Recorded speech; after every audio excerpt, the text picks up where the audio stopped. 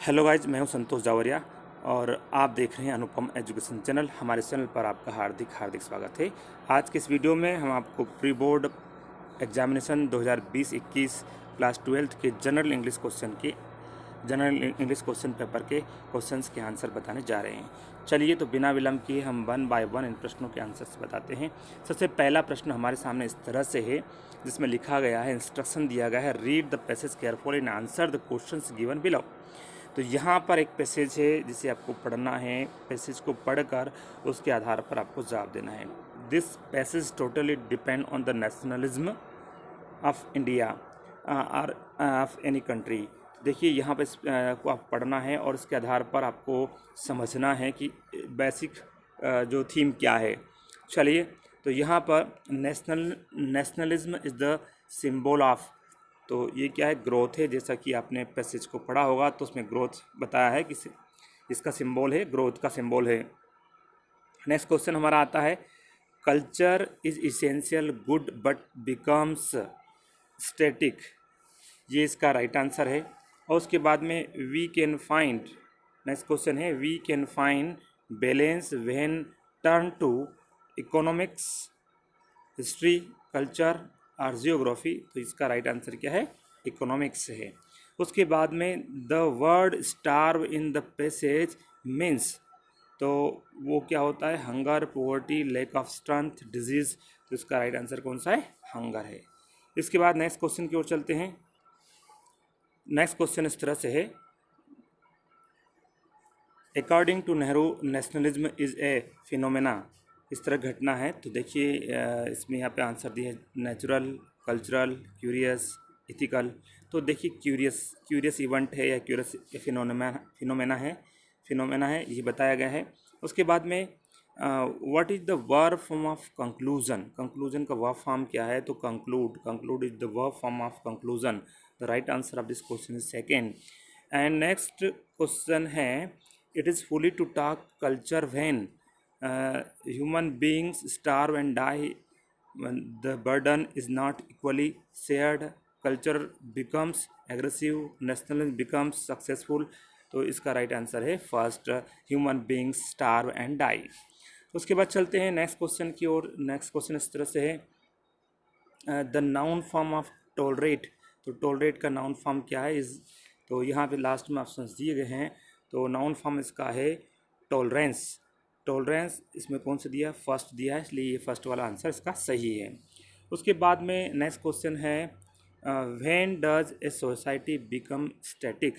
तो देखिए इसका आंसर हम यहाँ से चालू करेंगे। फिलहाल मैं आपको बता देता हूँ, क्वेश्चन से स्टार्ट करेंगे, क्वेश्चन के कौन से पार्ट को हटाना है ये भी आपको ध्यान है। व्हेन हटाएंगे और डज हटाएंगे, और यहाँ से हम स्टार्ट करेंगे, लेकिन ए को कैपिटल लिखेंगे, ए सोसाइटी, और बिकम में क्या लगा देंगे, becomes static. A society becomes static.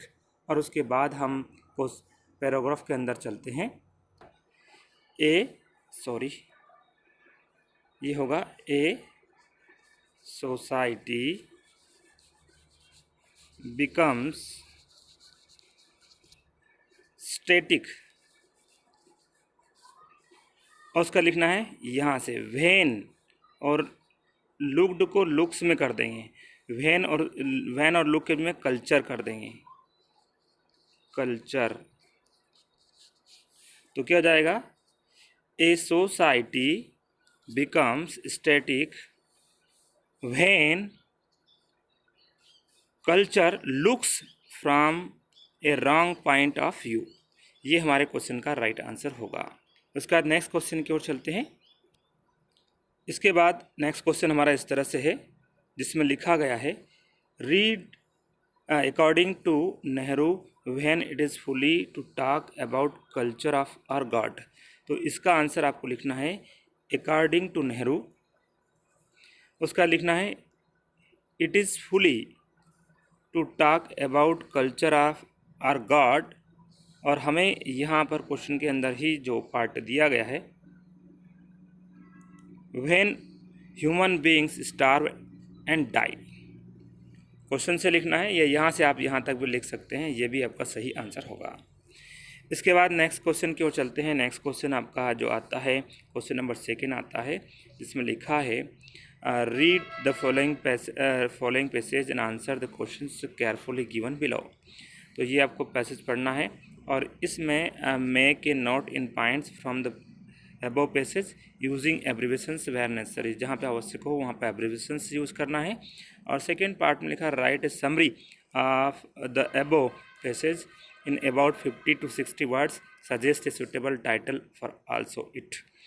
आपको इसकी समरी भी लिखना है और 50 से 60 शब्दों में इसकी समरी लिखते हुए इसके लिए सुटेबल टाइटल आपको प्रोवाइड करना है। तो देखिए टाइटल तो इसमें शुरुआत में ही दे दिया गया है, क्या लिखा है, where there is will there is way, ये इसका टाइटल है। इसकी नोट और समरी आपको स्वयं लिखना है। चलिए नेक्स्ट क्वेश्चन की ओर चलते हैं। नेक्स्ट क्वेश्चन क्या है वो हम देख लेते हैं। बी सेक्शन के अंदर पहला क्वेश्चन आता है, you are be ready of Bhopal, you want to let out house, write out an advertisement to be published in classified column of newspaper. ये इस तरह से आपको क्या करना है, एडवर्टाइजमेंट लिखना है। और नेक्स्ट क्वेश्चन है, prepare in poster on say no to drugs. ये से नो टू ड्रग्स आपने अच्छी तरह पढ़ा होगा। पोस्टर डिज़ाइन करना है, आपको प्रिपेयर करना है। और फोर्थ में लिखा है, using the following inputs provide right up on the importance of games and sports. Games and sports के ऊपर आपको इन इनपुट्स के आधार पर क्या लिखना है, एक राइट नोट लिखना है, सॉरी नोट क्या, रिपोर्टिंग लिखना है एक तरह से। तो उसके बाद चलते हैं, नेक्स्ट क्वेश्चन है आपको, you are Kamal as a responsible citizen, you have organised a campaign on say no to polythene bags in your locality, write a newspaper report using the following input. तो इसके आधार पर एक पेपर रिपोर्ट तैयार आपको करना है, वो इन इनपुट्स के आधार पर। इसके बाद में इसमें क्वेश्चन दिया गया है, write a letter to your collector your district about lack of facilities and malfunctioning of the government of hospital of your area। इसी के आर में है, write an applications to the principal of your school requesting him issue a character certificate. तो ये easy भी आप लोग जानते हैं।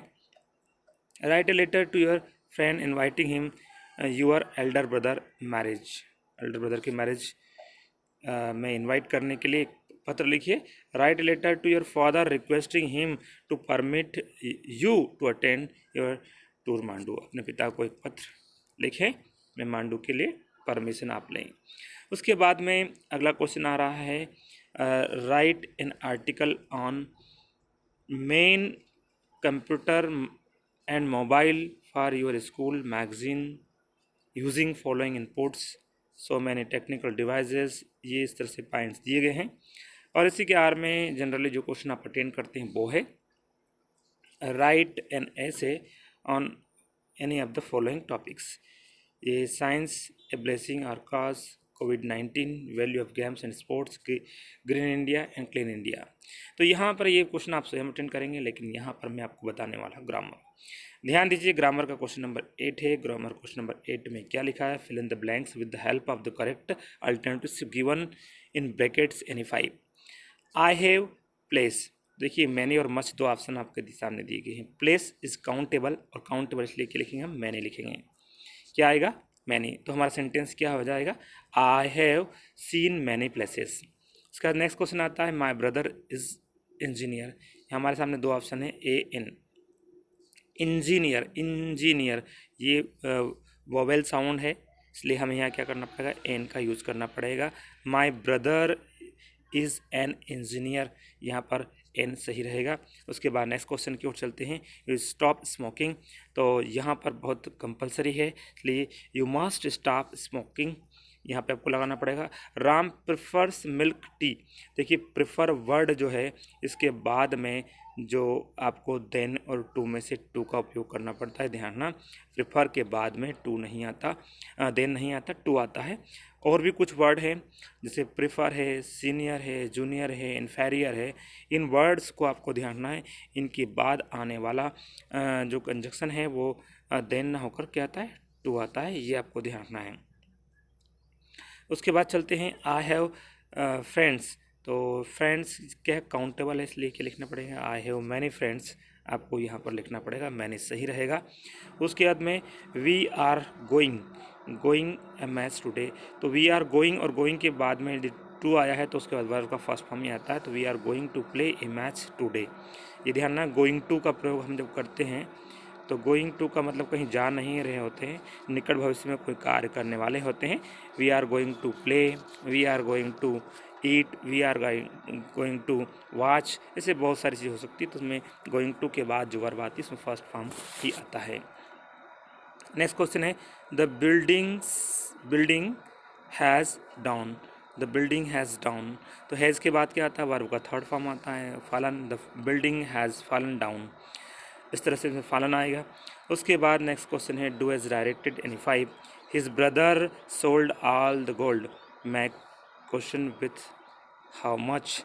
तो हाउ मच ने कितना और कितना के लिए हमें यहाँ प्रश्न बनाना है। तो हम सबसे पहले लिखेंगे हाउ मच गोल्ड और उसके बाद देखिए ये सोल्ड आया है, इसका मतलब ये पास्ट इंडेफिनिट का वाक्य है। तो हाउ मच गोल्ड डिड।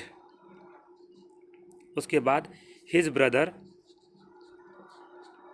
और उसके बाद आपको लिखना है सेल।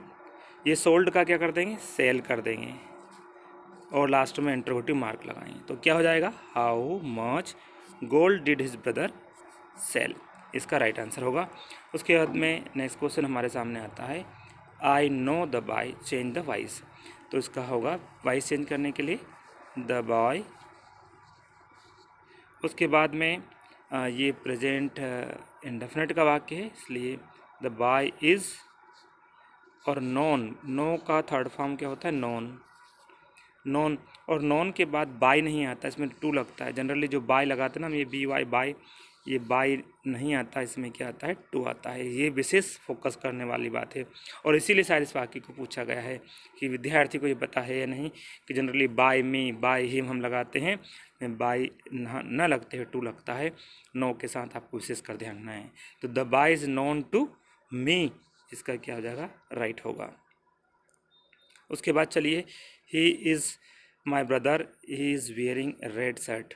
इसको combine the sentence using relative clause. देखिए इसमें भी विद्यार्थी काफ़ी गलती करते हैं। आपको ध्यान रखना है, पहले पहचान बताने वाला वाक्य लिखना है, पहले पहचान बताने वाला वाक्य लिखना है और उसके बाद वो क्या संबंध है बताना। जैसे मैं यहाँ बता दूँ ही इज़ माई ब्रदर, वो मेरा भाई है, तो ये संबंध बताया कि वो मेरा भाई है। और ही is wearing A red shirt, वो रेड शर्ट पहने हुए हैं। तो भाई की पहले पहचान बताई गई है। तो यहाँ लिखेंगे हम, ध्यान देना, समझने की कोशिश करना।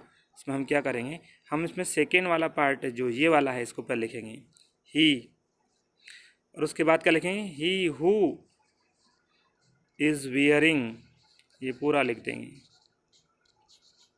वियरिंग ए रेड शर्ट। और उसके बाद क्या लिख देंगे, इज़ माई ब्रदर,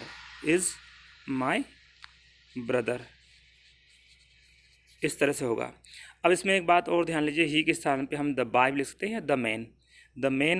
यहाँ पे क्या लिखते हैं, ही के स्थान पे the man who is wearing red shirt is my brother. या द बाय लिखते हैं और दोनों लिखते हैं, ही भी लिख दिया तो चलेगा। चलिए इस तरह से ये हो गया। उसके बाद he does his duty change into negative.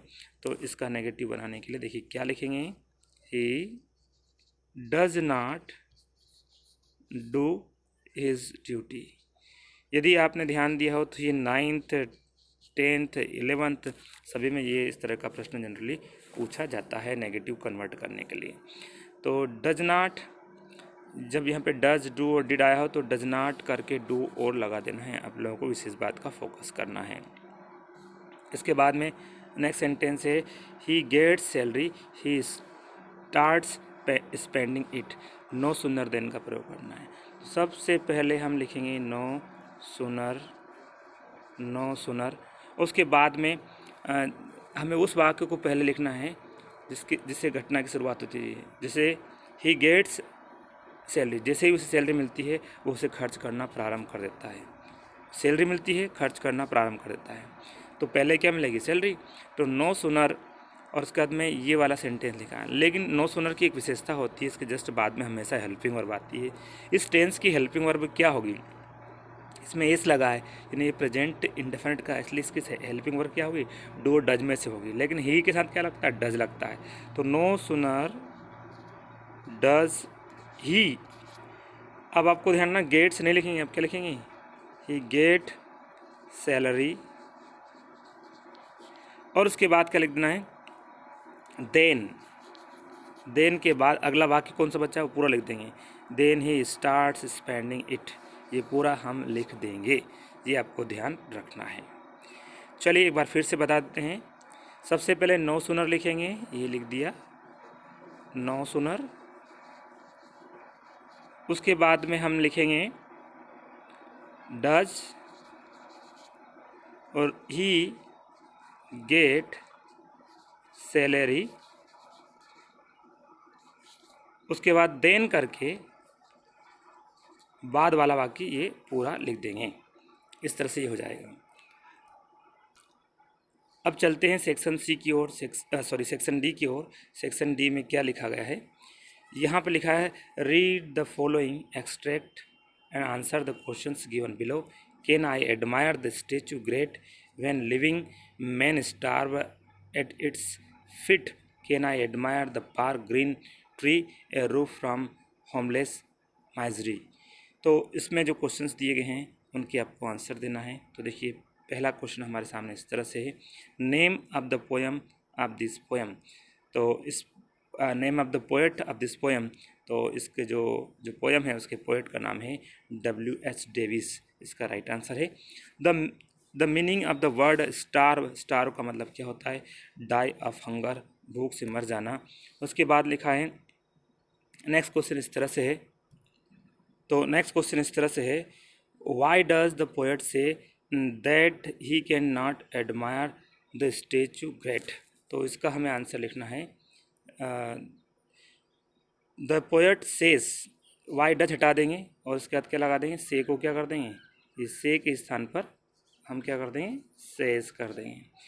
तो चलिए, the poet says he cannot admire the statue great because a lot of needy and homeless people, ये इसका राइट आंसर होगा। फिर सुन लीजिए, कहाँ से लिखेंगे? द पोएट सेस, से का क्या कर देंगे? इससे हटा देंगे says, that he can not admire the statue because, because क्यों लगाया है? क्योंकि वाई से था। Because a lot of needy and homeless people are there भी लिख सकते हैं। उसके बाद हमारा सेक्शन बी आता है, सॉरी सेक्शन डी का पार्ट बी आता है, जो इस तरह से है। यहाँ पे लिखा गया है, the wonderful air is over me and the wonderful wind is shaking tree, it walks on water and reels the mills and talks to itself on the tops of the hills. ये शायद miss print है यहाँ पर। उसके बाद चलिए हमारा question आता है, the opposite of the word bottom is, bottom का अपोजिट क्या? बॉटम का मतलब तली होता है और टॉप का मतलब ऊंचाई पे, तली और शिखर। तो ये दिस इज बॉटम और ये टॉप। तो वह जो बॉटम है उसका क्या होगा? टॉप होगा। The word that rhymes with tree, tree के समान ध्वनि रखने वाला, तो वो मी है। ट्री मतलब एक साउंड में निकलते हैं, एक थीम पर निकलने वाले राइम्स वर्ड्स जो हैं वो मी, ट्री और मी, इस तरह से। Name the poet, poem and the poet, तो इसके पोएम और पोएट के नाम लिखना है। तो देखिए इस पोएम का नाम है wonderful world.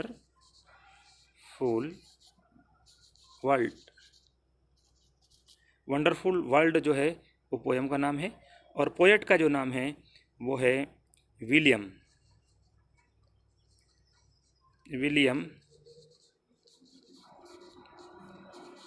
Variety rents, variety BRIGHTY, variety rents इसके जो पोयम का नाम है। ये पोएट का नाम है, और ये पोयम पहले वाला पोयम का नाम है और दूसरा पोएट है उसका ये नाम है।